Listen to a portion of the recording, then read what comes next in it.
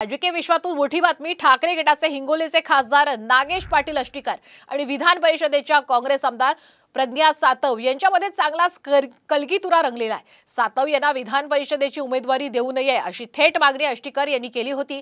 यावरूनच आता दोन्ही नेत्यांमध्ये वादावादी सुरू आहे। दरम्यान पक्षश्रेष्ठी या वादामध्ये लक्ष घालणार की वाद आणखीन विकोपाला जाणार हे मात्र पाहणं महत्त्वाचं असेल।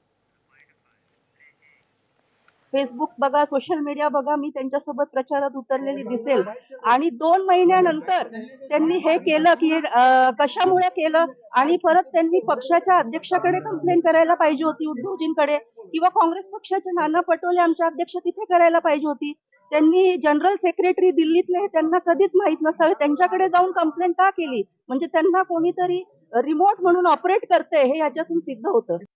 त्यांनी लक्षात घेतलं पाहिजे की माझ्यापेक्षा ते सिनियर नाही आहेत, माझ्यापेक्षा ज्युनियर आहेत आणि रिमोट कंट्रोलवर चालायला नागेश पाटील काही इतका छोटा माणूस नाही आहे किंवा इतका नादान नाही आहे।